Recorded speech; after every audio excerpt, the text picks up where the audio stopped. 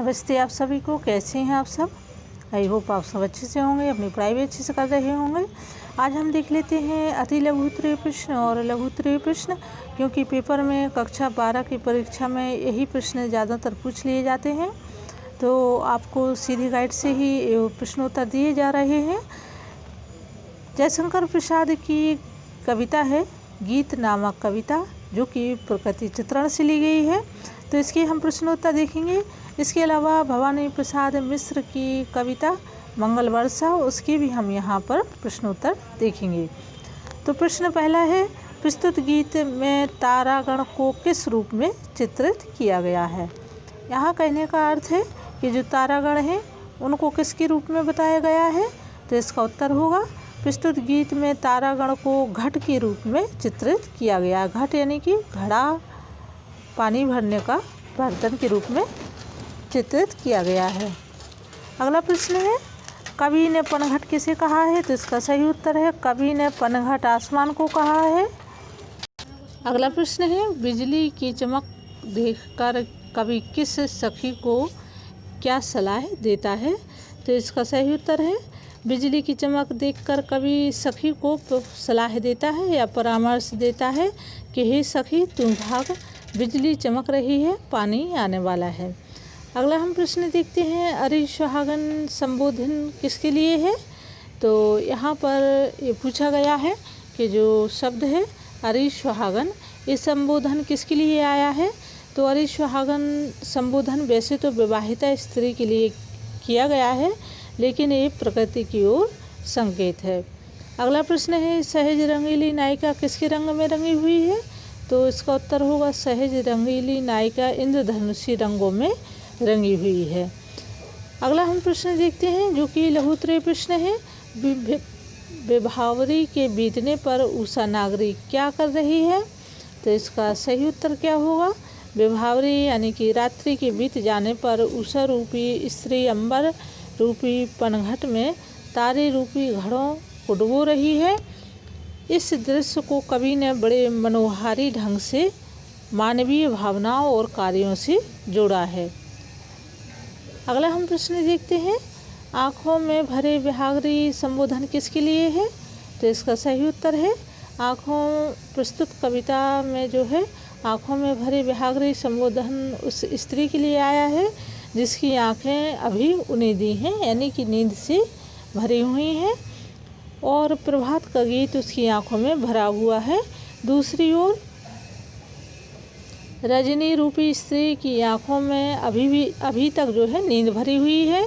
उसके उठते ही खग अपने गीत गाने लगते हैं। खग यानी कि पक्षी अपने गीत गाने लगते हैं। अगला हम प्रश्न देखते हैं, खग कुल कुल कुल सा क्यों बोलने लगा है। तो इसका सही उत्तर है, पक्षियों का समूह प्रभात की किरण के साथ आमोद प्रमोद में भर जाते हैं और नभमंडल में उड़ान भरते हुए मधुर गीत गाने लगते हैं। प्रभात ही उनके गीत प्रारंभ करने का संकेत देते हैं। अगला प्रश्न है, आसमान में बादल के आते ही धरती पर क्या प्रतिक्रिया होती है। तो इसका सही उत्तर होगा, आसमान में बादल के आते ही धरती पर प्यार के अंकुर फूटने लगते हैं। धरती प्रसन्न हो जाती है, बिजली आकाश में चमकती और दादोर अपनी बोली से वर्षा का स्वागत करते हैं। मोर वन में नाचने लगते हैं और गांव की स्त्रियों के हिंडोले सज जाते हैं। किसान की पत्नियां कजरी नामक गीत गाती हैं, सभी वर्षा का स्वागत करते हैं।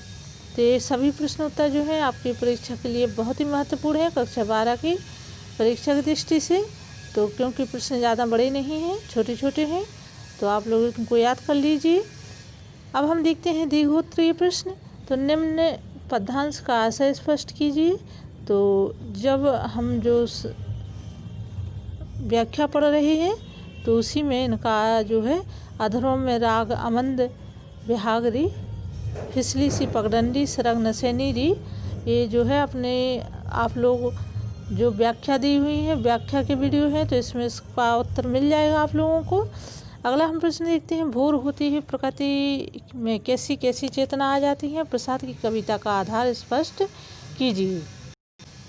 इसका सही उत्तर होगा भोर होते ही संपूर्ण प्रकृति चैतन्य दृष्टिगत हो जाती है। एक स्त्री दूसरी स्त्री से कहती है कि हे सुंदरी, तू जाग, रात्रि समाप्त हो गई है। भोर की बेला ने दस्तक दे दी है। उषा रूपी सुंदर स्त्री अंबर रूपी पनघट में अपने तारे रूपी घड़े को डुबो रही है।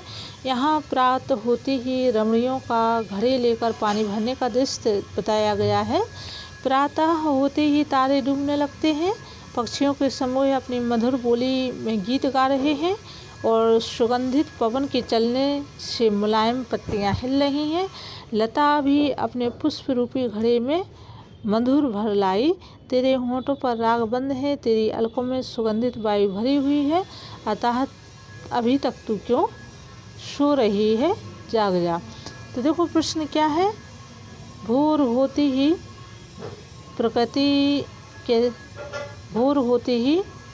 प्रकृति में कैसी कैसी चेतना आ गई। भोर का मतलब होता है सुबह। सुबह होते ही जो वातावरण है, मौसम है, उसमें किस प्रकार की चेतनता या ताजगी या उसमें नवीनता आ गई है, तो ये आपको स्पष्ट करना है। तो जब हम जो संदर्भ प्रसंग सहित जब हम व्याख्या पढ़ते हैं, तो यदि आप लोग ठीक तरीके से व्याख्या पढ़ेंगे, पाठ को पढ़ेंगे, तो पूरे उत्तर आपको वहीं से बिना याद किए भी आपको ये प्रश्न उत्तर याद हो जाएंगे 1-2 बार की रिवीजन से। तो ये अपना उत्तर रहा इसका। अगला प्रश्न हम देखते हैं, किसलय का आंचल डोल रहा कहकर कवि क्या कहना चाहता है, स्पष्ट कीजिए। तो इसका उत्तर होगा प्रातः के सुहावने मौसम में नई नमी लिए हुए सुगंधित समीर बहने लगती है। इसके चलने से धरती के मुलायम किसलय यानी कि जो नई कोपलें या घास के पत्ते हैं या पेड़ की जो नए पत्ते हैं, प्रसन्नता लिए हुए झूमने लगते हैं। प्रातः होते ही प्रकृति के सभी उपादान अपनी प्रमोदिता प्रकट करने के लिए मानवीय भावों जैसे दिखाई देते हैं। दिन सुख का प्रतीक है, इसलिए प्रकृति भी मानव और अन्य पशु पक्षियों के साथ अपना जो सुख है वो बांटती है। प्रातः समीर के साथ किसलय का इधर उधर झूमना उसकी प्रसन्नता का प्रतीक है। धरती भी अपने मन के भावों को किसलय के साथ बांटने लगती है और किसलय का जो नवीन कोपले हैं, जो पत्ती हैं, उनका हिलना मानो ऐसे लगता है जैसे धरती के हृदय में खुशी की लहर उठ गई हो। अगला प्रश्न है, सावन में ग्राम वधू के उल्लास का वर्णन कवि के शब्दों में कीजिए। तो देखिए जो है कम ही आते हैं, तो हम देखते हैं इसका उत्तर। सावन के महीने में अति उल्लासपूर्ण वातावरण रहता है ना। सावन के महीने में हंसी खुशी का वातावरण अधिक रहता है। पानी के बरसते ही स्नेह के अंकुर पृथ्वी पर उगाए हैं, यानी कि फूटे जो अंकुर हैं वो प्यार के अंकुर निकल आए हैं। चारों तरफ हरियाली छा गई है। ग्राम वधू वर्षा के आगमन पर अति हर्षित यानी कि प्रसन्न दिखाई दे रही है। बिजली आसमान में चमक रही है। वर्षा की आस में मेढक अपनी बोली में प्रसन्नता प्रकट कर रहे हैं। मन पागल की तरह आसमान में झूम रहा है। पगडंडी पानी में गिरने से फिसलन भरी हो गई है, यानी कि पगडंडी पर जो पानी गिरा तो कैसे हो गया, रास्ता कैसा हो गया, फिसलन भरा हो गया। ग्राम वधू इंद्रधनुषी रंगों में सजी हुई है। ग्राम के चारों तरफ पेड़ों के झूले पड़ गए हैं। उस स्त्री की बिछिया रुनझुन बज रहे हैं और चलने से बेड़ी यानी कि जो चोटी है, बेड़ी का मतलब चोटी है, वो इधर उधर हिल रही है। वन में मोर बोलने लगे हैं। वर्षा के आगमन पर मयूरों की मधुर बोली हमारे मन को आकर्षित कर रही है। खेतों के बीच खड़ी किसानिन कजरी, जो किसान की पत्नी है, वो कौन सा गीत गा रही है, कजरी का गीत गा रही है। रात रूपी सुहागन के शरीर को जैसे उसके वर्षा रूपी साजन ने स्पर्श करके उसे प्रसन्नचित कर दिया हो। झरने के झरने से के साथ हमारा मन श्री हर्षित हो गया है। पानी के आने से प्यार के अंकुर फूटने लगे हैं। इसका तात्पर्य है कि ग्राम वधू प्रकृति की मनोहारी छवि पर मोहित हो गई है। अब अगला हम प्रश्न देखते हैं, निम्नलिखित पंक्तियों में अलंकार पहचानिए। तो यहाँ पर देखिए पंक्तियाँ दी हुई हैं और इसमें हमें ये देखना है कि किस में अलंकार है। बीती विभावरी जागरी, अंबर पनघट में डुबो रही, तारा घट उषा नागरी। ठीक है। खग कुल कुल कुल सा बोल रहा, किसलय का आंचल डोल रहा। तो अंबर पनघट, तारा घट, उषा नागरी, ये क्या है इसमें रूपक अलंकार है और प्रकृति का मानवीकरण किया गया है। प्रकृति का मानवीकरण का मतलब होता है वही कि प्रकृति को मानव क्रियाओं से जोड़ करके देखना। जैसे पत्ते हिल रहे हैं तो कह दिया कवि ने कि आंचल डोल रहा, यानी कि है ना, मानवीकरण से जोड़ देना। कुल कुल 3 बार यहाँ कुल कुल जो दिया है, तो इस लाइन में क्या आ गया, पुनरुक्ति प्रकाश, यानी कि जिसमें बार बार उसका उच्चारण हो या दोहराव हो किसी शब्दों का, तो वहाँ क्या हो जाता है, पुनरुक्ति प्रकाश। किसलय का आंचल डुल रहा, तो इसमें कौन सा अलंकार है, इसमें मानवीकरण अलंकार आ जाएगा, है ना, यहाँ मानवीकरण अलंकार आ जाएगा। अब हम आगे देखते हैं, निम्नलिखित शब्दों के पर्यायवाची शब्द लिखिए। तो विभावरी, अंबर, उषा, मलयज और खग, तो इसके यहाँ 3-3 दिए हैं और आप लोग इससे भी अधिक लिखिए। कम से कम आपको 6 से 7 पर्यायवाची, 7 पर्यायवाची होने चाहिए। अंबर का आकाश, नभ आसमान, उषा का प्रातः, बेला सुबह, अरुणोदय, और 2-2 आप लोग कमेंट बॉक्स में लिखिए कि इसके अंबर के 2 और कौन से पर्यायवाची हैं, उषा के, मलयज के और खग के। तो कितने हो जाएंगे, 5 पर्यायवाची हो जाएंगे। निम्नलिखित पंक्तियों का भाव सुंदर स्पष्ट कीजिए। तो इसमें हमें क्या है, इसमें भाव सुंदर देखना है। पंक्तियाँ दी हुई हैं, अधरों में राग अमंद पिए, अलकों में मलयज बंद किए, फिसली सी पगडंडी, खिसली आँख सजीली री। तो इसमें क्या है भाव सुंदर में, नंबर 1 पर है, किसी सोती हुई सुंदरी के अधरों का मतलब होता है ओठों।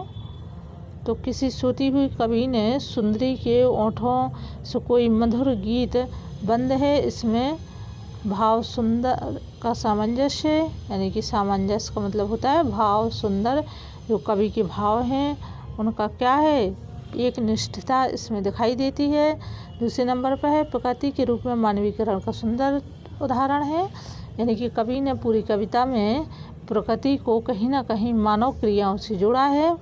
अलकों में सुगंधित हवा बंद है। अलकों मतलब बालों, केस, जो सिर के बाल होते, कैसी हवा बंद है, सुगंधित, यानी कि चंदन से युक्त। मलयज का मतलब होता है चंदन से युक्त हवा बंद है। कितनी सटीक व अद्भुत कल्पना यहाँ कवि ने दी है। पगडंडी की फिसलन का सुंदर शब्द यहाँ पर कवि ने लिखा है। खिसकने के लिए खिसली शब्द लिखकर ग्रामीण परिवेश के शब्द का चित्रण किया है और सुंदरी की आँख को लज्जा होना उसकी शोभा माना जाता है। निम्नलिखित शब्दों में से तत्सम शब्द एवं तद्भव शब्द छांटकर लिखिए। तो आप लोगों को पहले भी बता चुके हैं कि तत्सम क्या है। तत्सम शब्द वो हैं जो संस्कृत से ज्यों के त्यों हम हिंदी में उनका प्रयोग करते हैं, तो उन शब्दों को हम तत्सम शब्द कहते हैं।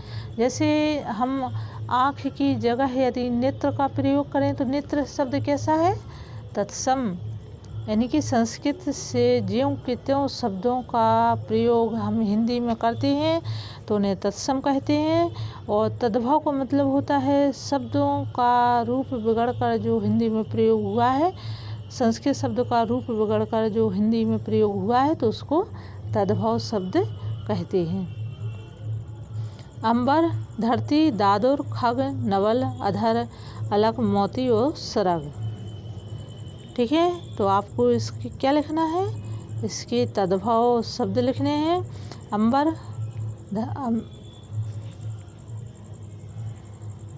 तो देखो अंबर का तो तत्सम अंबर ही है, दादुर का दादुर है, खग, नवल, अधर, अलक, ये क्या है, ये हमें इसमें से छांटना है कि कौन से तद्भव हैं और कौन से तत्सम शब्द हैं, ये हमें इसमें से छांटना है। तो कौन कौन से शब्द तत्सम हैं जो संस्कृत से ज्यों कि त्यों हिंदी में आए? अंबर, दादो, खग, नवल, अधर और अलग। और तद्भव शब्द कौन कौन से हैं? धरती, मोती और सरब, है ना। कविता में अब एक चीज़ और मैं आप लोगों से कहना चाहूँगी, कक्षा 12 के जितने भी स्टूडेंट हैं इनकी आपको तत्सम बना करके देना है। कैसे? तत्सम शब्द लिखना है और कमेंट बॉक्स में आप लोग लिख करके मुझे बताइए। ये आप लोगों के लिए होमवर्क है। अगला हम देखते हैं, कविता में आए पुनरुक्ति प्रकाश के उदाहरण छाट कर लिखिए। तो पुनरुक्ति प्रकाश वही है जिसमें जिस शब्द का बार बार कई बार उसका उल्लेख हो। तो कुल, खग, कुल, कुल, कुल सा, तो यहाँ पुनरुक्ति प्रकाश है। छन छन, ऊंचे ऊंचे, फोर फोर, झरझर, ये क्या है? ये पुनरुक्ति प्रकाश अलंकार के उदाहरण हैं। कविता में आए मानवीकरण का उदाहरण सहित छांटिए। तो 2 पंक्तियां हैं, इसमें मानवीकरण दिया है। अंबर पन घट डुबो रही, तारा घट उषा नागरी, और हरियाली छा गई हमारे सावन सरसारी, बादल आए आसमान में, धरती फूली री। अगला हम प्रश्न देखते हैं, कविता में आई प्रसाद गुण संपन्न पंक्तियों को छांटकर लिखिए। प्रसाद गुण आपको बताए थे, काव्य गुण कितने होते हैं आप लोग कमेंट बॉक्स इसमें देखिए प्लेलिस्ट में, तो आपको जो सारी जानकारी है या चैनल पर जाकर के आप विजिट कर सकते हैं। काव्य गुण कितने होते हैं, काव्य के लक्षण, परिभाषाएं, सब कुछ आपको बता दी गई हैं। तो माधुर्य गुण के, प्रसाद गुण के उदाहरण यहाँ पर ये दिए गए हैं। माधुर्य गुण के 2 उदाहरण, तो यहाँ ये माधुर्य गुण के उदाहरण दिए हैं। आगे हम देखते हैं, पाठ में आए विभिन्न रसों की पंक्तियाँ छाट कर लिखिए।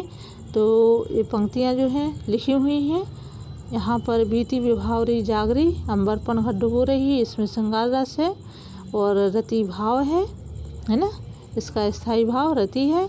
और पी के फूटे आज प्यार के पानी बरसारी, रात सुहागन गात मुदित मन, इन दोनों में श्रृंगार रस है और रति इनका स्थायी भाव है। ठीक है, तो कक्षा 12 के स्टूडेंट के लिए ये जो 2 कविताएं थी अपने पाठ में, पुस्तक में, पाठ्य पुस्तक में, स्वाति में, गीत जो कि प्रकृति चित्रण से ली गई थी और इसके लेखक जयशंकर प्रसाद थे, तथा मंगल वर्षा और इसके लेखक भवानी प्रसाद मिश्र थे।